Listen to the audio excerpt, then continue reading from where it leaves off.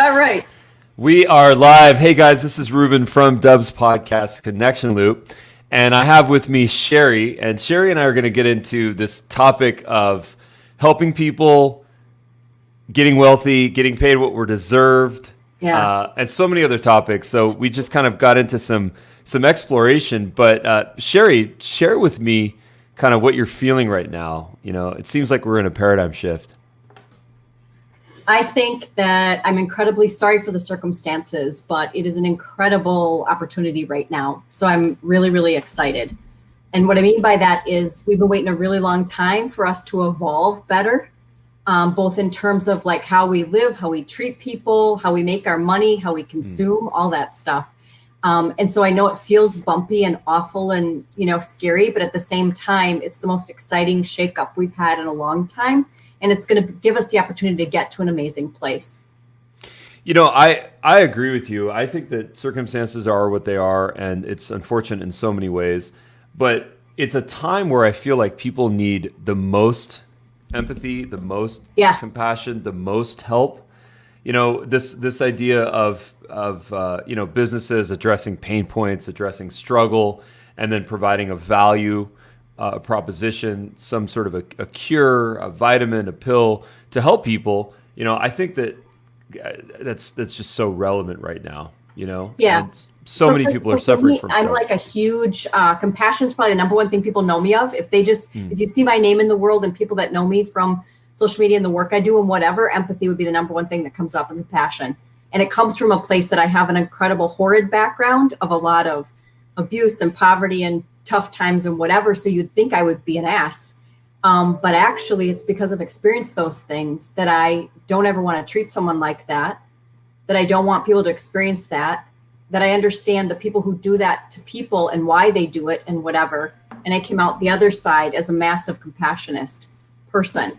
And that is possible for anybody, no matter how wronged you've been or angry or whatever. And I think that's amazing that a lot of people don't know how to do that work or that that's possible. So that's cool too.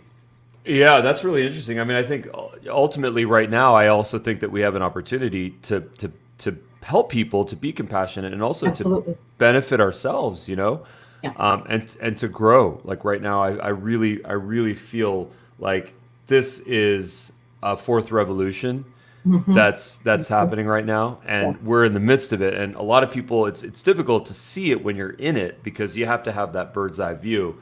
But this is, in fact, in my opinion, to your point, a phenomenal time to help people, and I think to frankly get rich in the process. So, what have been your biggest takeaways right now in terms of providing value and then benefiting? Yeah, I think that's a phenomenal question. So my original background is as a teacher, and so teachers get paid nothing to do amazing miracles every day, right? Yes, and so I come from the world of you don't make money and you shouldn't make money and whatever. And particularly in my, you know, abusive marriage, the control, one piece of it was that I couldn't make money because I couldn't leave. So I was very conditioned for 20 some years of it's bad to make money. You can't make money, right? And so I had to learn to battle out of that. I am at a place where we absolutely have a right and an ability to earn what we deserve. And a lot of my greatest growth came from the fact that I don't accept not earning or having what I deserve, which takes an amazing point for somebody to move along that path. However, I know I create amazing value for people. And a lot of it was really getting through that beautiful personal development work of, I do deserve the value that I give. I actually had an attorney the other day who was like, Sheri, gosh, for what you're doing for coaching for me, like I'm willing to pay you $500 an hour. Well, not a lot of people get paid that, right? I'm also a real estate broker, so I do very well, and I work in a nice price point. And it doesn't have to do with because I was interested in that. All of it's because I provide an amazing value and I care about helping people. And I finally got in line with what I deserve and what I owe, and I've got amazing blocks and boundaries over everything that doesn't work. And that was a lot of my key. You know, like I'm not working for free. I do a lot of causes and things, but in the general public, I'm not just working for free. I have done that my whole life. I am going to be paid what I deserve, and I deserve to be in a category where I can teach and show that, particularly as a woman. So a lot of it is you are serving as a model, not even talking about it for other people who are watching, for every single person who couldn't make their way, because I've been there. They can see somebody where I get it and I'm no longer doing that. I've worked and earned my way here. And it's also, I'm completely open to thrive, where before it was always learn to survive, right? We don't have to be just surviving, particularly in this country, of we all can be at a thriving place. And just because I win doesn't mean you lost. Because when we learn to business collaborate or collaborate with people, that's the new currency we're going to be working in. Everybody wins. Everybody gets a piece of the pie. I love your talent. I couldn't do this without you. And when we move to that mindset, that's where we all start doing better. Well, what I'm learning here is that you in your life had an unlock, and you kind of realize, that you had something, an entity, you had issues, you had external factors, maybe internal factors. Both. And you unlocked from that, and you kind of broke that ceiling. Yeah. And to get where you are, I mean, what did it take? What did it take to actually blast through that? It was not easy. So a lot of it is, parts of it, both societal and at home, was the conditioning of the mindset that's being told to you. So you have to, first of all, learn that's wrong. You have to backwards it about, that's not correct. And so a lot of it, for me, I do an awful lot of personal development work, and I'm willing to do it because it makes a huge difference. So since I'm 17, have been committed to personal growth. And so a lot of it is taking classes, going on YouTube, listening to podcasts, reading books. I read a ton. A lot of where I've grown in the last 4 years has been getting around and being with people that are ahead of me. So I have in the last 4 years spent more time with CEOs than I ever have in my lifetime. Well, they teach you a lot.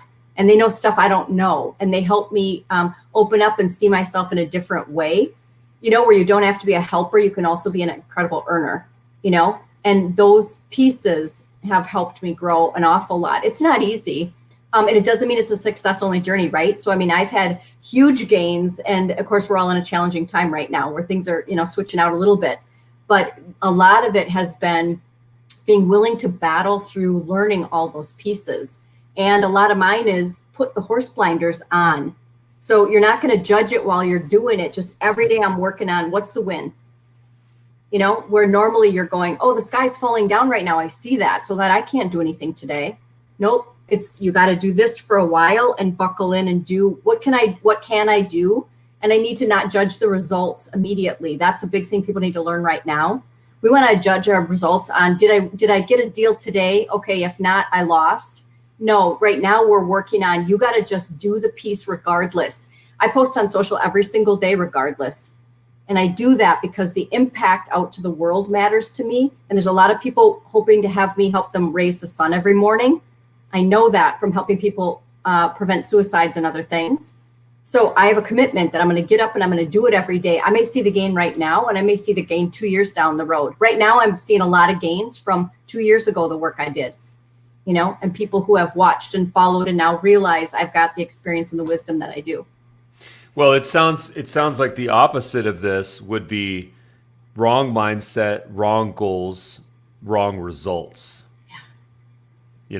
Our mindset being believing certain things that we shouldn't believe, being confined, being contained, being oppressed. Having negative influence, being oppressed. Yeah. The wrong goals are spending our time on the wrong things. Yeah.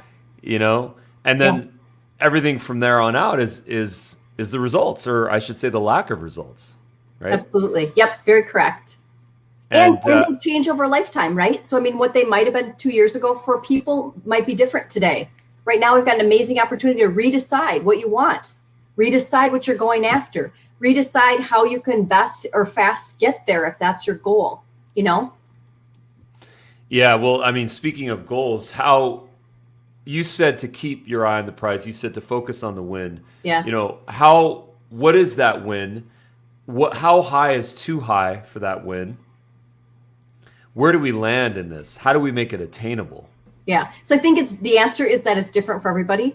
That is personal, that has to be respected, because there's a lot of amazing people that I have learned from, and yet I am not willing to do what they did to do their thing. Do you know what I mean? So there's amazing people who they are killing it every single day and they don't have a great relationship. I'm not willing to do that. That price is too high for me. And so each person's going to decide the cost of you getting what you are wanting to do. It's not just a financial cost. And so everybody's going to decide for themselves, you know, how big is a win or what is the piece.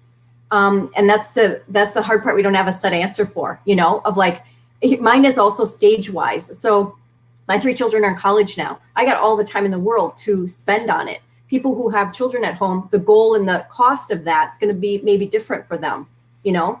And I'm in a spot now where I have more of the flexibility to do the piece. I do care about the finances. I do care about having a great life and all that. But for me, what I care more about is people, opportunities, and experiences.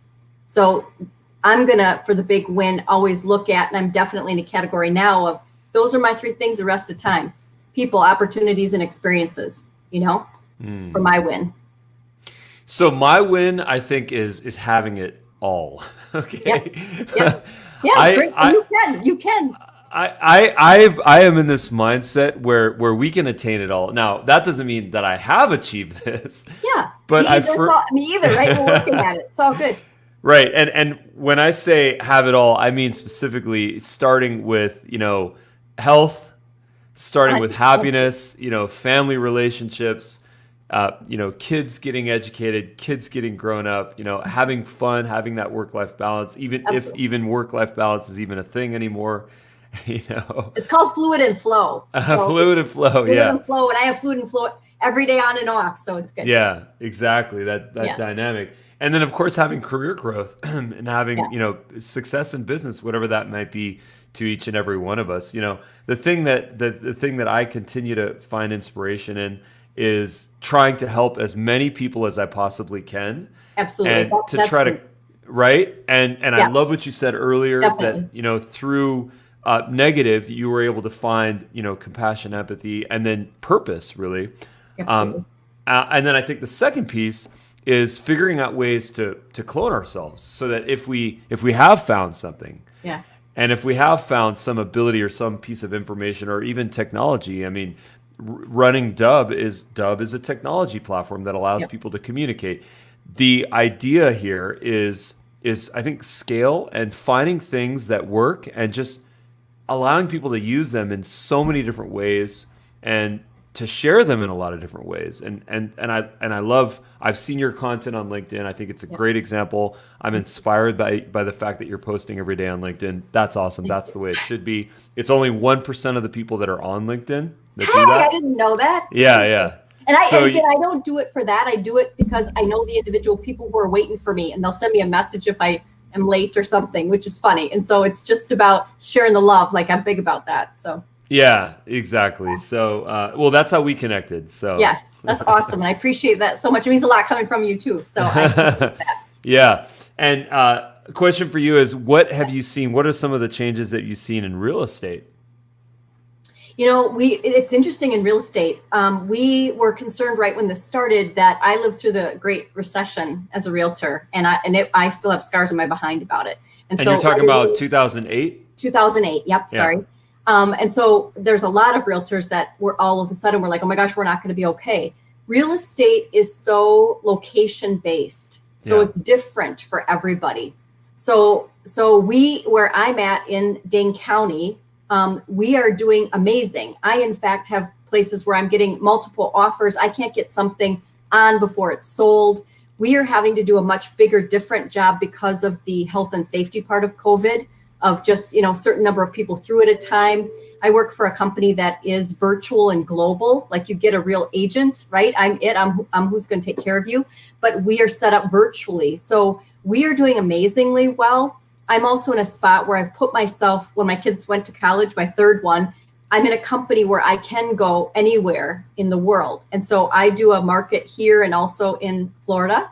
And that's given me a nice flexibility, also just fun and interest. And so particularly where I'm at, real estate is doing great. We, in fact, our biggest problem is we don't have enough houses on the market. So if anyone wants to sell, call me, because this is a phenomenal time. We actually are in the great migration right now. So we've not since 1930 had the most people moving cross country and cross places based on what's going on societally. So that is amazing. And they're moving from the big cities and going into more suburban kind of rural spots? Or? There's a lot of that. So I don't want to name, I'm a realtor and I got to be careful about fair housing, all this good stuff. So there's some that are for lots of different reasons. So there's some that are in big, huge cities choosing to move to smaller, calmer. There's others who have lost jobs that are choosing to go with family members or somebody for a year or longer. There's others who have chosen to downsize because they've realized I don't need this whole big, huge life, right? There's others who have decided, nope, I'm upgrading and upsizing and getting bigger because I'm going to be home more. And I want those offices or dual office in the workout room. So real estate's very interesting right now. There's certain pockets that are, having more challenges or not getting sold across the country. But in general, real estate isn't experiencing what we did before. And here's why.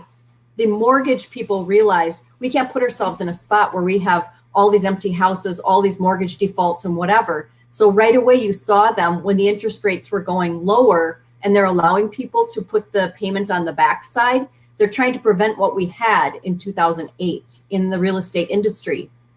But real estate, might be the market that doesn't get hit hard this time. And I would love that because we did it last time and it was awful.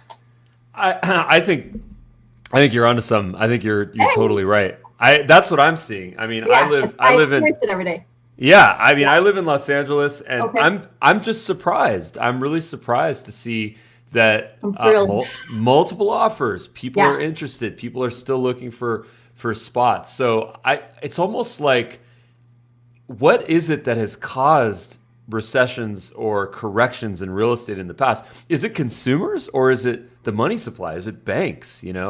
Well, I can at least tell you in 2008, I experienced myself, and I'm not a whole country person, right? At that time I was in Middleton, Wisconsin. A lot of it was the fact that unfortunately lenders let people get applied for mortgages that had no financial ability to really no docs. Right. You have one hiccup and they're like into foreclosure. And so that was the problem. So I won't just blame the lenders, right? It was the lenders allowing anybody to qualify. And then on our consumer side, which this ties into what's going on right now, we were such a massive consumption culture, right? I have to have the bigger house, the bigger thing, the bigger car, we've been on that forever of consumerism. And so the lust was there on the consumer side, the lusting for the McMansions, the lusting for the bigger, the next, the lusting for and so, okay, I'll do it. And I don't have to put much down and the bank will let me, and I think it's okay. We used to have to 25% debt to income ratio way back in the 50s. And now it's like almost 50%, and it was sometimes higher than that and no money down in 2008. God. Yeah. Amazing. So we would not do that. Let's learn something from what we've learned, right? So are we still suffering from that lust? Yes, we are lusty. We are lusty people for sure. I will say that all of time. Is that ever going to go away? Are we going to get to a point? I mean, if this didn't solve that, what we're going through in terms of going back to the basics and going back to family and going back to health and happiness and actually not really needing that fancy car or having an expensive timepiece on your wrist mean nothing. Yeah. If this doesn't fix that, what is going to fix that? Yeah. So that's like the big, huge, gorgeous question, right? The answer is going to be human beings, I think, are always going to be lusty. I mean, it's just part of our genetics. On one hand, there's nothing wrong with being lusty if you can afford it. You're not wrecking all our landfills. You're not wrecking the earth about it, right? But we are always going to have a piece of that. Right now, we are getting a beautiful wake-up call about, gosh, do you want something richer and bigger and different in life, which might be the person next to you, that you're in a relationship with. And a lot of that is coming down and helping us see. We are in a nanosecond culture. We are in a nanosecond culture. So it used to be, you'd have to wait 3 years to be able to save for that car and get the car. Then it got to be, well, you can get the car real quick and easy online and whatever. Now we're in the nanosecond culture, and we have been for a good 7 years. And what I mean by that is nanosecond responses, nanosecond social media, nanosecond dopamine hit when I see the piece online or the flashy, shoes I want or the whatever. and it's gotten down to nanosecond. And so part of it is we have to untrain out of that because we've gotten so addicted to it. And it doesn't feel us anymore.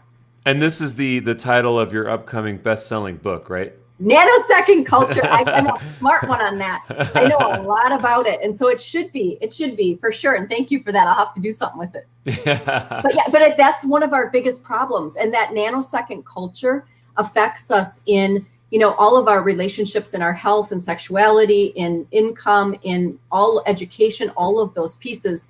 And there's nobody who can argue they're not in the nanosecond culture. It's not a generation or age thing. We like to blame different ages and cultures and stuff. The 20-somethings are in the nanosecond, but you know what? So are those of us who are older. And so unhooking in the pain of this is a great opportunity. Yeah. Well, I think the takeaway here is that there's a healthy wealthy. Yes. Healthy wealthy is awesome. And an unhealthy wealthy is awesome. Right. And I think that an unhealthy wealthy is rooted in trying to receive things, make up for things, to feel a certain way, to attain some sort of happiness that maybe is never attainable.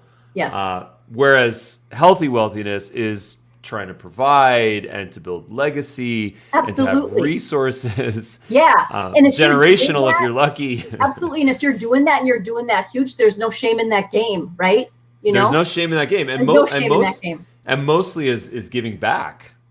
And you know what? Most of the people that are on that is their main underlying platform. It is the giving back, and that's okay. The other thing with the nanosecond culture is we are all operating 24/7 live, and everybody's watching and everybody's reacting to us 24/7 live.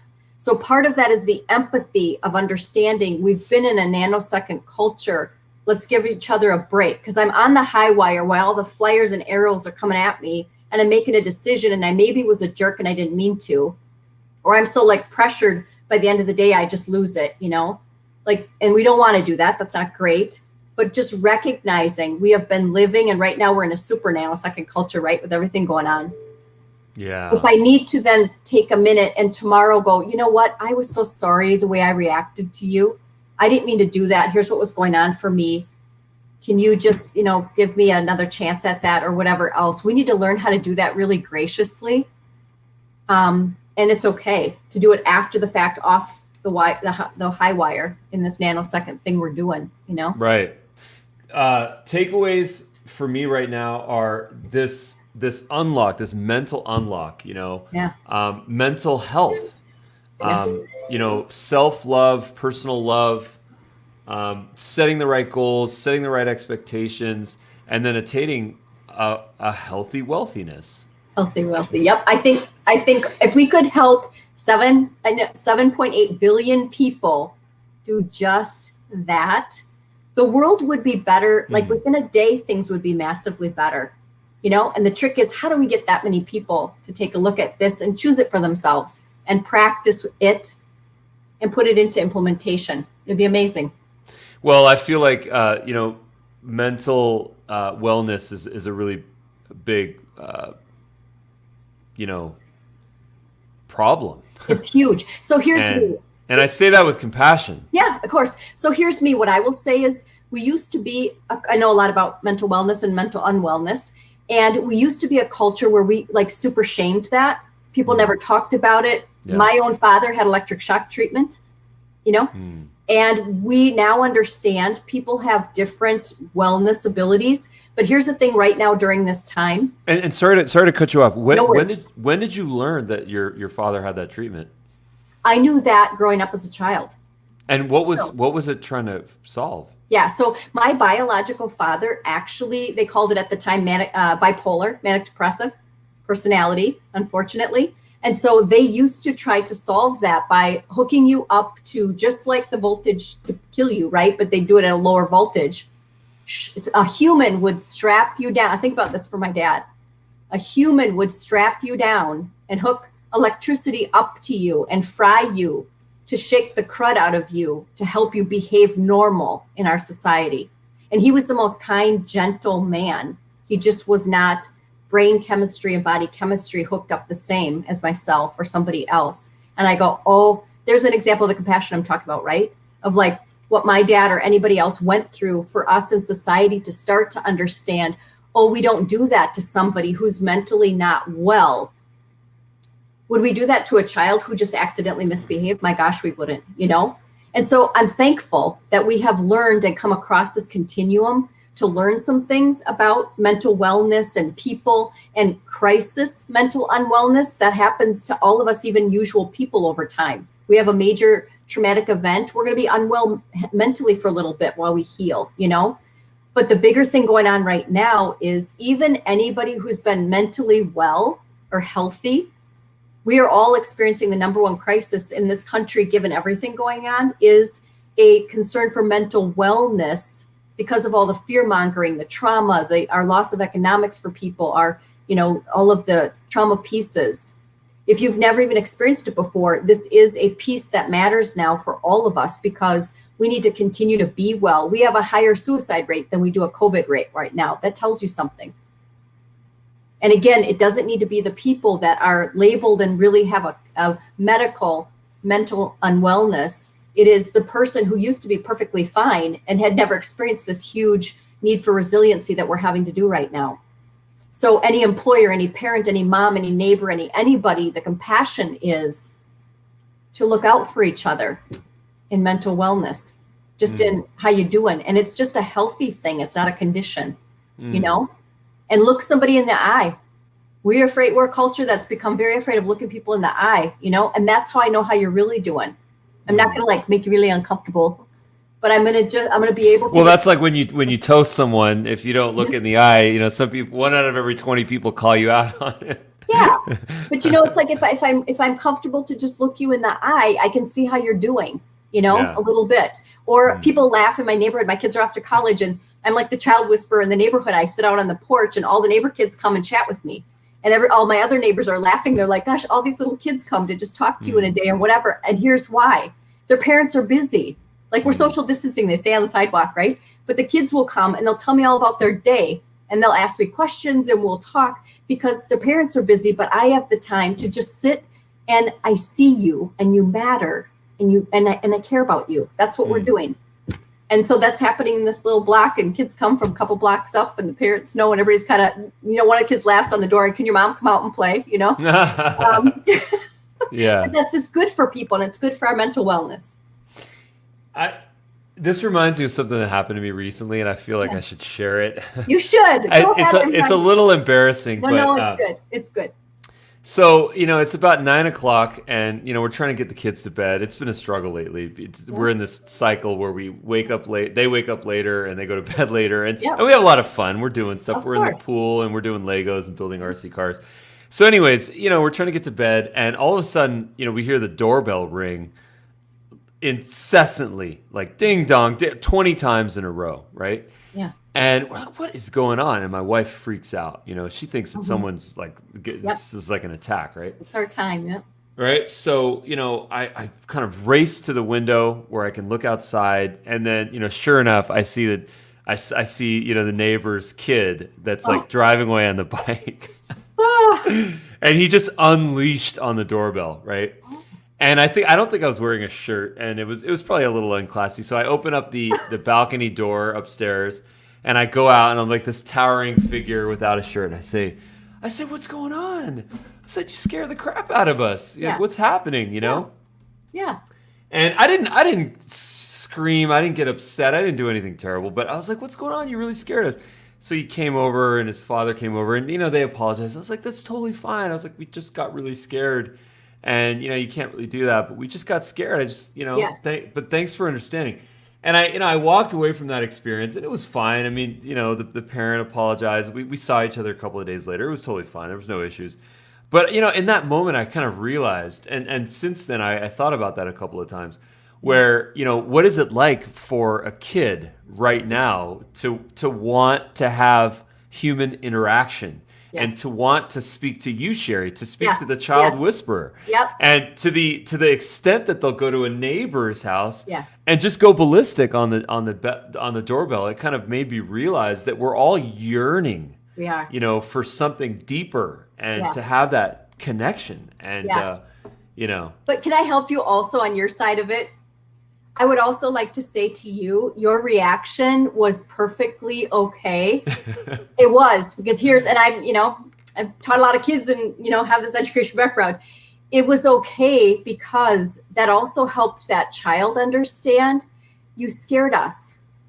Yeah. You scared my family. And here's why that felt scary to us. And so I'm glad to be able to say to you, that was the right, good thing. And also it helps them have a family conversation at home of, gosh, when people feel nervous or whatever, sometimes that is the way they react to protect. You didn't do anything wrong, but the greatest thing you said was you scared us. And that was a beautiful conversation that wouldn't have happened. And so on your side, it was good and beautiful and okay too. Yeah, no, I appreciate you saying that. I remember in that moment, taking a moment to breathe. And just thinking, awesome. Taking a moment and saying, look, and listen, I'm not gonna let the reptile brain unleash here. Yep. I can control it. I'm a little older in my days. I'm just gonna express the feeling that I'm getting, and I remember feeling a little bit happy after the fact. And I also thought that when as adults, so much of what we are doing is trying to get recognition, to try to be seen and heard by people. Yeah. And a lot of the reasons why we want to get money is to impress people. Yep. And I started to think that if we can just go back to this innocent, childlike, mentality, then, maybe we're not going to be doing things for the wrong reasons. Yep. And giving love to people and not instilling fear. Yes. I think that's hugely important. And I grew up in an era where it was scare the kid to behave. Like that was just the culture. It was the culture of, it's part of why you go to church on Sunday in the old fashioned style of scare the crap out of them so they behave all week, right? Well, that's also relevant for management. Yes. And so here's me. My natural personality is like a grown woman who's amazing and a 5-year-old who just really has a great time, and a 17-year-old too. We train the greatness out of ourselves, that child wonder, that curiosity. Like right now, curiosity would solve a lot of things. Curiosity is the number one thing that's opposite of fear. It's curiosity. So say that again. So curiosity is the opposite of fear. Okay. So when we feel fearful, which we are a lot right now, the greatest thing we could do for ourselves is start to train ourselves on, I'm curious about that. Yeah, I'm curious about what might happen if I try this new idea.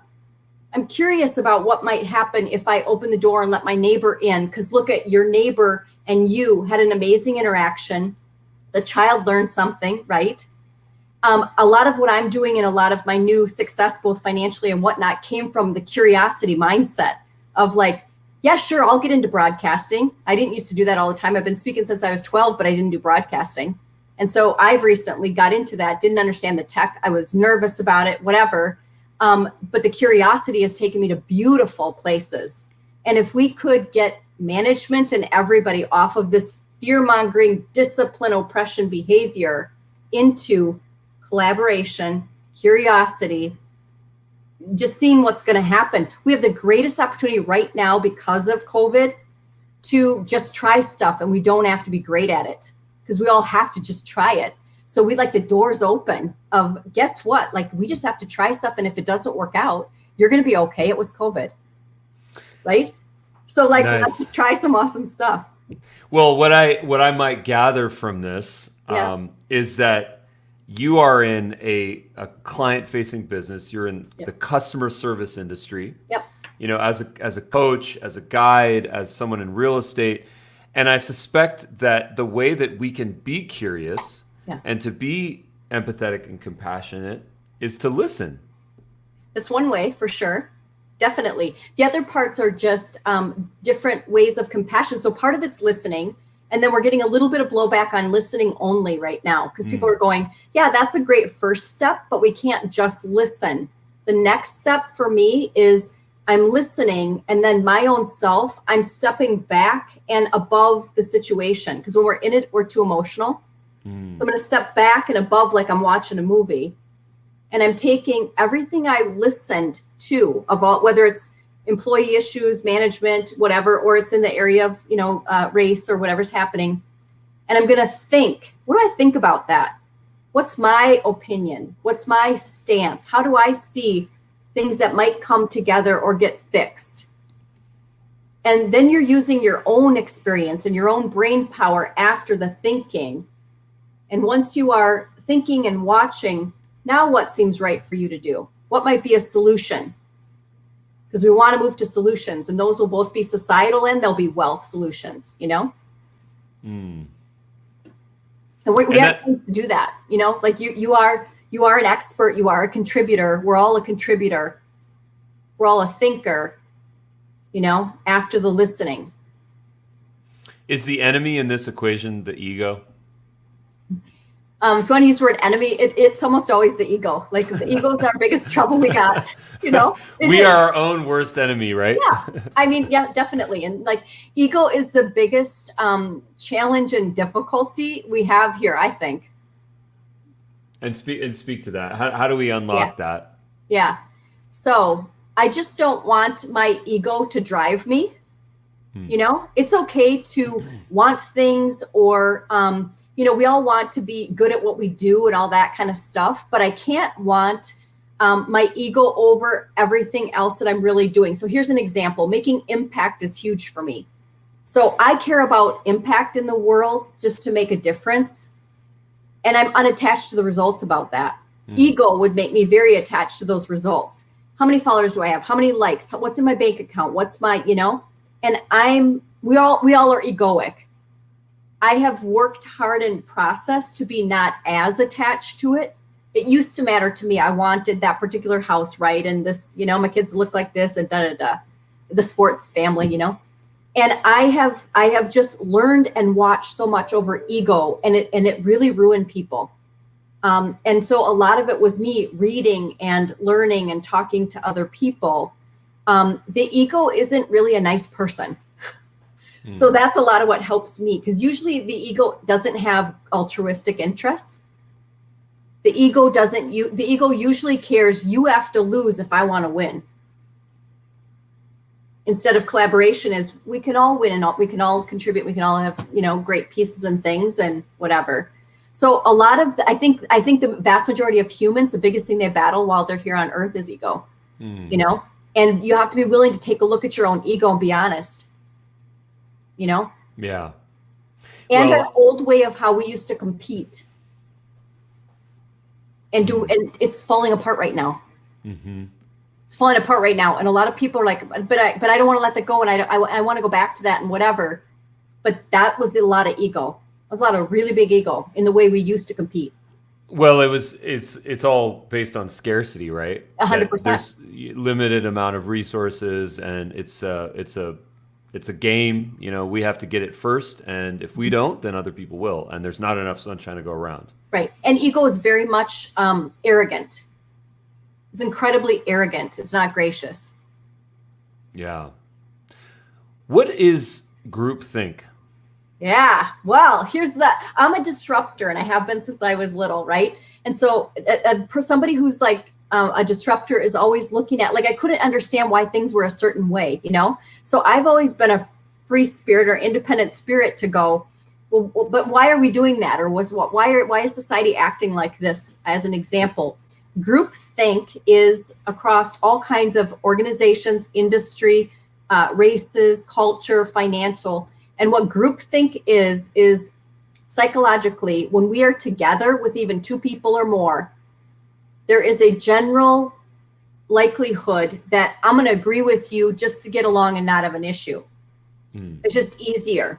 Politically, we have a lot of groupthink. So who is ever in that political party, groupthink means we're going to kind of all just agree to think the same, whether we do or don't or whatever. And me sitting in the seat as a jury person, let's go to a jury situation with 12. Groupthink it is easier for me as a jurist of 12 people deciding for somebody. Oh gosh, they're going to be mad at me if I say, forget it, that person is not guilty, because we don't get to go home. They don't get to go home. That's the worst place groupthink should happen, but it happens all the time in groupthink. And so you go along to get along in groupthink. And the opposite of groupthink would be individual thinkers, individual speaking voices. people who are willing to, and it doesn't always have to be this combative, disruptive thing, but it's just, I don't agree with that. Here's how I see that. And not a lot of people are willing to do that, but we need a lot more people willing to let go of the group think and get on to, what do you really think individually? What's your opinion? What's your stance? What do you want to do about that? You have to be willing of like, I don't care if you're upset with me. This is what I feel is right. You know, a lot of it has to do with opposite of group think is, what do you think is right? Because group think is just go along to make it easy. And it might not be the right thing. Mm-hmm. A non-group think would be a dissenter as well, you know? Just that person's on their own and got a whole different thought and whatever. But Elon Musk would be an example, right? Of just, he's a dissenter. He's going to do things the way he sees it and build his wealth the way he sees it and whatever else. He's absolutely not a part of group think. Yeah, well, I think what's so interesting about him is that he'll take dissent and he'll turn it into such an amazing positive. I mean, talk about taking criticism and then actually, not metaphorically, actually turning it into a product that he sells on the Tesla shop and sells and sells out of. Like when a bunch of people shorted the Tesla stock, he sold shorts on the Tesla shop. And he sold out because it was basically a dig at just people shorting the stock. So I love how what I'm trying to do here is I'm trying to connect this idea of being an individual. He's a super individual. Like, yes. I'm not even making the comment of whether your viewers agree with him or don't agree or whatever. Don't get hung up on that. He's just an amazing example of an individual, you know, and not a group think. Nice. Yeah. Nice. Amazing. Really, really great conversation. God, we got into we got into some really interesting topics here. That's what we're supposed to do, right? Like this is what I love about being a podcast guest. Yeah. I don't do a podcast myself because you and I created something unique and individual as a contribution to the world. That's what's super cool. And then you're going to do it with somebody else and do something really cool as well. So that's cool.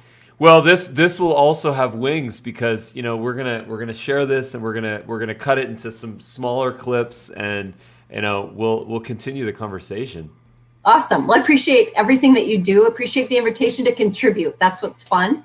And super cool platform and digital pieces that you have as well. So that's neat. I learned a lot also. Yeah. Well, thank you so much for saying that. Where can people find you and connect with you? The easiest place I hang out is at LinkedIn, actually. Okay. I do have some of my pieces on YouTube, and everything's under my own name, just Sheri St. Marie. My real estate website is StorylaneProperties.com.